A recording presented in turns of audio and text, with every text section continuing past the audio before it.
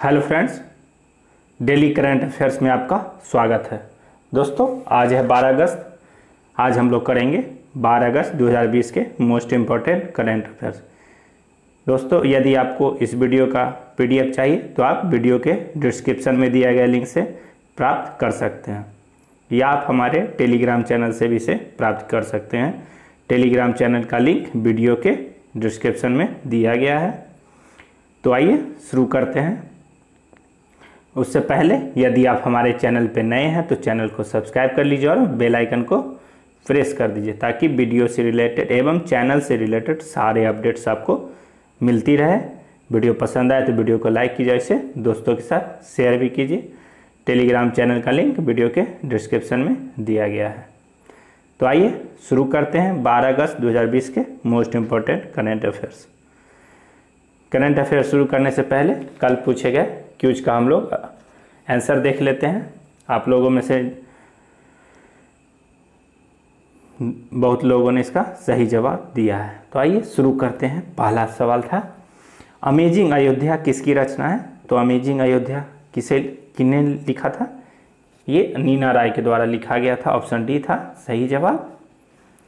दूसरा प्रश्न था, सुर्खियों में रहा YSR चौथा योजना का संबंध किस राज्य से है?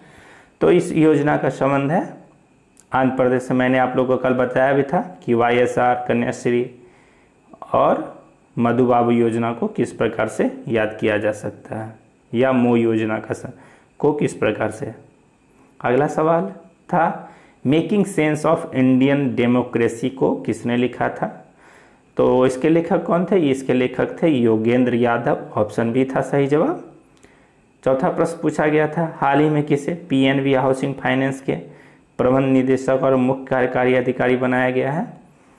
तो कौन बनाए गए थे? ये बनाए गए थे हरदयाल प्रसाद। ऑप्शन डी था सही जवाब। और अगला सवाल था, हाल ही में कौन केंद्रीय रिजर्व पुलिस बल के महानिरीक्षक बने हैं? तो CRPF के महानिरीक्षक बने थे PS रानी पसे। ऑप्शन सी था सही जवाब। तो आइए शुरू करते हैं आज का पहला सवाल।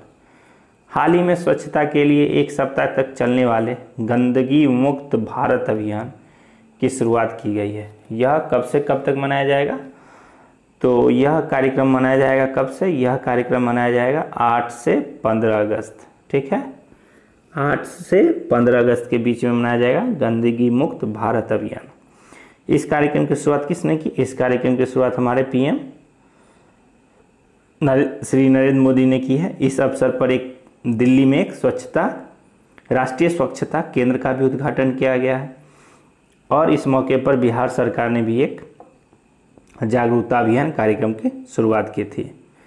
तो इसका सही जवाब है ऑप्शन ए, 8 से 15 अगस्त गंदगी मुक्त भारत अभियान स्वच्छता के तहत अपनाया गया है। ठीक है, अगला प्रश्न, हाल ही में पूर्व राष्ट्रपति BB गिरी की जयंती मनाई गई है।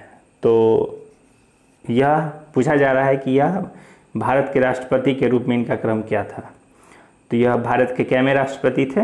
यह भारत के चौथे राष्ट्रपति थे।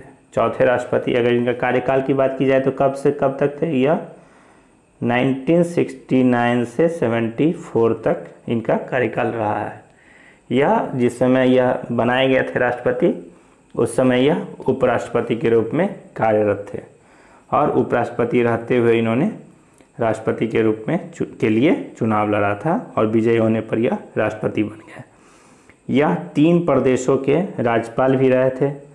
कौन कौन? उत्तर प्रदेश, नोट कर लीजिए। ये भी पूछा जा सकता है कि यह किन किन प्रदेशों के राज्यपाल रहे हैं। तो उत्तर प्रदेश, केरल और कर्नाटक। तो कर्नाटक के भी राज्यपाल रहे हैं। ठीक है, आगे बढ़िए। राष्ट्रीय अवसंरचना pipeline, national infrastructure pipeline dashboard का उद्घाटन किसके द्वारा किया गया है? तो यह उद्घाटन किसके द्वारा किया गया है? यह किया गया है वित्त मंत्री के द्वारा। वित्त मंत्री कौन है अभी? वित्त मंत्री है हमारे निर्मला सीतारमन। ठीक है, तो निर्मला सीतारमन के द्वारा यह राष्ट्रीय अवसंरचना पाइपलाइन डैशबोर्ड का उद्घाटन किया गया। यह क्या है? यह ऑनलाइन डैशबोर्ड राष्ट्रीय अवसंरचना पाइपलाइन से संबंधित हितधारकों हेतु एक स्टॉप समाधान के रूप में कार्य करेगा। ठीक है, एक ही जगह पे हर चीज़ उपलब्ध इस पर होगा, इस डैशबोर्ड पर। इस डैशबोर्ड का संचालन कौन कर रहा है? तो इस डैशबोर्ड का संचालन किया जा रहा है इंडिया इन्वेस्टमेंट ग्रिड। ये भी पूछा जा सकता है कि इस का संचालन कौन कर रहा है? नोट कर लीजिए, इंडिया इन्वेस्टमेंट ग्रिड के द्वारा इसका संचालन किया जा रहा है। अगला प्रश्न है, इंदिरा वन मितान योजना का संबंध किस राज्य से है? तो इंदिरा वन मितान योजना का संबंध किस राज्य से है? ये है छत्तीसगढ़ से संबंध। Option B Chhattisgarh. इसे छत्तीसगढ़ की सीएम के द्वारा इस योजना को लॉन्च किया गया है, इंदिरा वन मितान योजना। इस योजना क्या है? यह इस योजना के तहत वनवासियों को आत्मनिर्भर बनाने के लिए योजना शुरू की गई है। इस योजना के तहत वन आधारित गतिविधियों का प्रबंधन करने के लिए आदिवासी बहुल क्षेत्रों में क्षेत्रों के लगभग 10,000 गाँव में, 100 नहीं 10,000 गाँव में युवाओं के समर्पित समूह का गठन किया जाएगा। तो यही है इंदिरा वन मितान योजना, ताकि उनका सर्वांगीण विकास किया जा सके। यदि छत्तीसगढ़ की बात की जाए तो छत्तीसगढ़ के राज्यपाल कौन है? अनुसुईया उइके। और सीएम है वहाँ के भूपेश बघेल। हाल ही में छत्तीसगढ़ को इलाइट एक्सीलेंस अवार्ड भी मिला था, इलाइट एक्सीलेंस, ठीक है, एक्सीलेंस अवार्ड भी मिला है। नीति आयोग की अभी डेल्टा रैंकिंग आई थी फरवरी की, नीति आयोग की फरवरी की जो डेल्टा रैंकिंग आई है उसमें बीजापुर छत्तीसगढ़ का एक जिला है, वह टॉप पे रहा है, मतलब प्रथम स्थान पे रहा है डेल्टा रैंकिंग के अनुसार, फरवरी की डेल्टा रैंकिंग के अनुसार। ठीक है, इतना आपको याद रखना है। अब हम लोग छत्तीसगढ़ के कुछ नेशनल पार्क और टाइगर रिजर्व के भी बारे में जान लेते हैं, क्योंकि ये भी सवाल पूछा जाता है, अक्सर आ जाता है। तो आप नोट कर लीजिए, इंद्रावती नेशनल पार्क, ये बहुत बार पूछा जाता है। इंद्रावती नेशनल पार्क ये छत्तीसगढ़ में ही है। कांगर वैली नेशनल पार्क, ये भी छत्तीसगढ़ में है। और एक और है गुरु घासीदास नेशनल पार्क, नोट कर लीजिए, गुरु घासीदास नेशनल पार्क। ये अब टाइगर रिजर्व भी है, गुरु घासीदास टाइगर रिजर्व भी बन गया है। यह भारत का 52वां 52, नोट कर लीजिए, यह 52वां टाइगर रिजर्व है, 52 गुरु घासीदास टाइगर रिजर्व। और कौन कौन से टाइगर रिजर्व है वो नोट कर लीजिए आप। एक गुरु घासीदास टाइगर रिजर्व हो गया, एक है अचान कमार, या मैं उच्चारण अगर गलत कर रहा हूँ, जो वहाँ के लोग हैं इसको सही कर लेंगे, ठीक है। अचानक मारिया जो भी कहा जाए इसे, टाइगर रिजर्व। उदंती सीता नदी टाइगर रिजर्व। और एक और टाइगर रिजर्व है Indravati tiger reserve, Indravati national park भी है और इंद्रावती टाइगर रिजर्व भी है। तो इतना आपको याद रखना है, इंद्रावती, उदंती सीता नदी, अचान कमार और गुरु घासीदास टाइगर रिजर्व जो 52वां टाइगर रिजर्व है। तो इतने आप याद रख लीजिए, काफ़ी है। अगला, भारत किस देश में आयोजित होने वाले कैवकेज 2020 बहुपक्षीय सैन्य अभ्यास में भाग लेगा? तो कैवकेज 2020 बहुपक्षीय सैन्य अभ्यास का आयोजन कहाँ किया जा रहा है? यह किया जा रहा है रूस में। रूस के राष्ट्रपति कौन है? व्लादिमीर पुतिन, ठीक है। और वहाँ के प्रधानमंत्री अभी कौन बने हैं? मिखाइल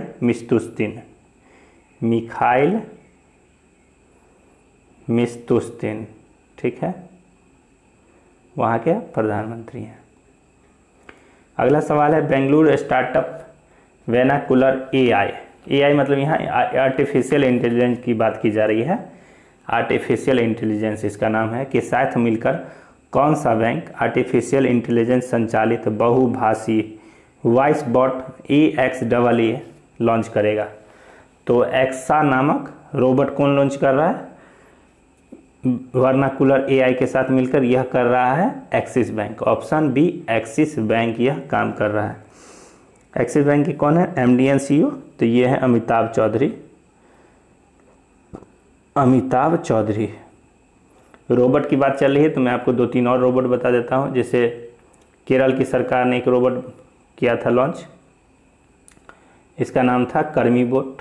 कर्मीबोट, ठीक है।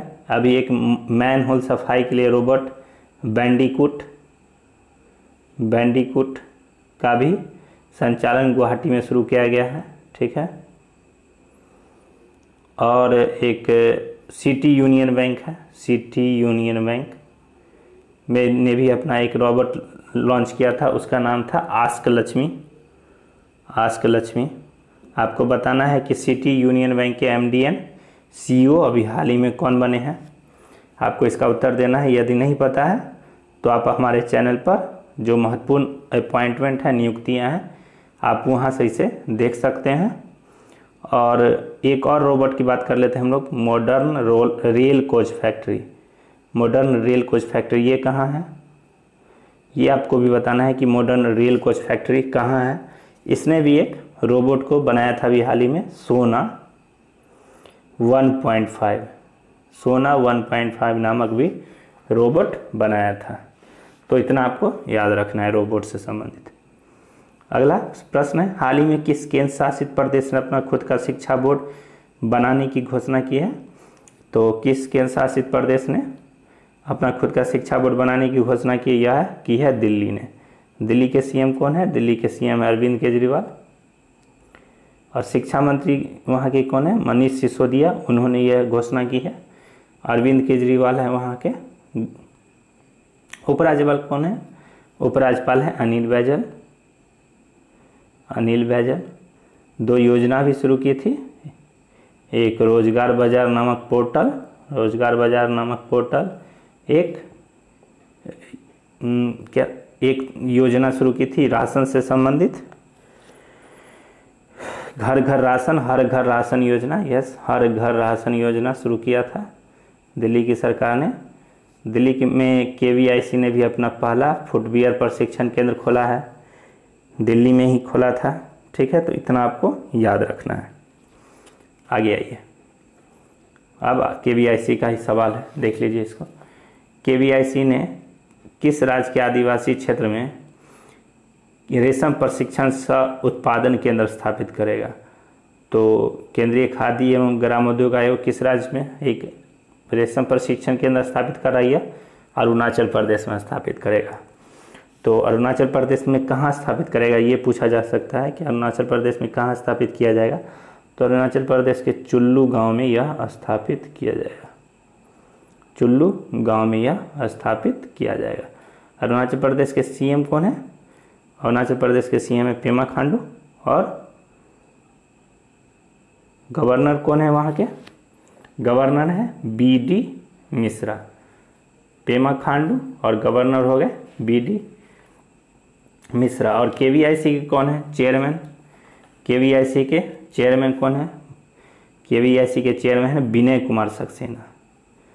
विनय कुमार सक्सेना, ठीक है। विनय कुमार सक्सेना नोट कर लीजिए। 2 नेशनल पार्क है अरुणाचल प्रदेश में, वो नोट कर लीजिए आप लोग। 2 नेशनल पार्क, एक है नामदफा नेशनल पार्क जो एग्जाम में पूछे जाते हैं, नामदफा नेशनल पार्क, और एक और है मोलिंग, हाँ Mouling national park, Mouling national park, ठीक है। नामदफा और Mouling national park. Namdapha tiger reserve भी है वहाँ, नामदफा टाइगर रिजर्व। तो आपको कितने हो गए याद रखना है आपको, नामदफा और मॉलिंग नेशनल पार्क और नामदफा टाइगर रिजर्व।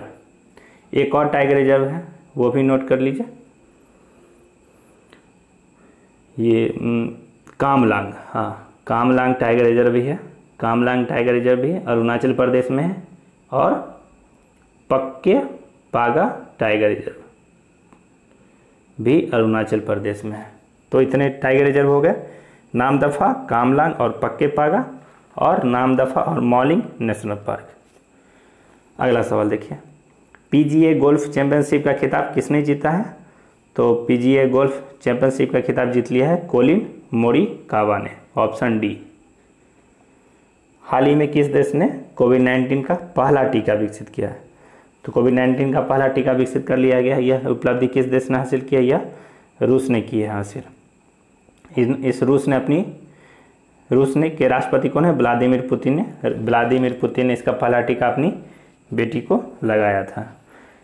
आपसे पूछा जा सकता है कि इस कोविड वैक्सीन का क्या नाम है? तो इसका नाम आप लोग नोट कर लीजिए, GAM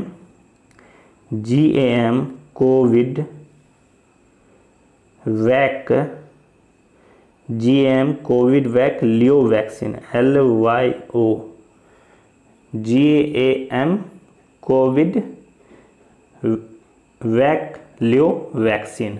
ठीक है, तो ये नाम आपको याद रखना है। ये भी पूछा जा सकता है कि किस कंपनी ने बनाया है? तो किस कंपनी ने बनाया है? रूस की गैमेलिया कंपनी ने इसे बनाया है, गैमेलिया इंस्टीट्यूट ने। और इसे वहाँ का जो डिफेंस है वो भी इसमें रक्षा मंत्रालय भी इसको साथ दिया था। लेकिन आपको ये याद रखना है कि गैमेलिया इंस्टीट्यूट ने इसे विकसित किया है। तो हो गया इसका जवाब रूस। आगे बढ़िए, अगला सवाल है आज का, कोसी मेची नदी जोड़ परियोजना का संबंध किस राज्य से है? तो कोसी मेची नदी जोड़ परियोजना का संबंध है बिहार से। इस परियोजना के तहत कोसी और मेची नदी दोनों को एक साथ जोड़ा जाएगा ताकि कोसी नदी के पानी का उपयोग मेची नदी में किया जा सकेगा। यह भी क्यों चर्चा में रहा है? क्योंकि ये पुराना परियोजना है, 6 महीने पुरानी परियोजना, लेकिन चर्चा में क्यों रही है? क्योंकि इसे राष्ट्रीय नदी जोड़ परियोजना में शामिल किया जा रहा है। राष्ट्रीय नदी जोड़ परियोजना में शामिल किए जाने के कारण यह चर्चा में रहा है। कुछ श्रद्धांजलि की बात कर लेते हैं जिनका हाल ही में निधन हो गया है। मशहूर शायर एवं गीतकार राहत इंदौरी का निधन हो गया। राज्यसभा सांसद एवं समाज पार्टी के नेता अमर सिंह का भी निधन हो गया। महाराष्ट्र के पूर्व मुख्यमंत्री शिवराज पाटिल निंगलेकर का भी हाल ही में निधन हो गया। और उत्तर प्रदेश की मंत्री कमल रानी वर्मा का भी हाल ही में निधन हो गया। तो इतना आपको याद रखना है। अब आगे बढ़ते हैं और आज का क्वेश्चन ऑफ द डे देखते हैं कि जिसका आपको जवाब कमेंट बॉक्स में देना है। तो आइए पहला सवाल देख लेते हैं। श्रीलंका चुनाव के बाद श्रीलंका के प्रधानमंत्री कौन बने, ये आपको बताना है। आपको जवाब कमेंट बॉक्स में देना है। रक्षा उत्पादों के स्वदेशीकरण को बढ़ावा देने के लिए रक्षा मंत्रालय कितने सैन्य उत्पादों या वस्तुओं पर प्रतिबंध लगाया है? तो आयात प्रतिबंध कितने वस्तुओं पर लगाया गया है? आपको इसका जवाब कमेंट बॉक्स में देना है। तीसरा सवाल है, गोवा के किन उत्पादों को GI टैग मिला है? जवाब कमेंट बॉक्स में जरूर दीजिए। चौथा सवाल है, विश्व जैव ईंधन दिवस कब मनाया जाता है? उत्तर कमेंट बॉक्स में दीजिए। और पांचवा सवाल है, विश्व के देशज लोगों का अंतर्राष्ट्रीय दिवस कब मनाया गया? तो इसका भी जवाब आपको कमेंट बॉक्स में देना है। तो इसी के साथ आज का यह डेली करंट अफेयर्स का वीडियो समाप्त करते हैं। कल फिर मिलेंगे हम लोग आपसे एक नए वीडियो के साथ। तब तक के लिए धन्यवाद। लेकिन जाने से पहले चैनल को सब्सक्राइब करना ना भूलिए। तो थैंक यू।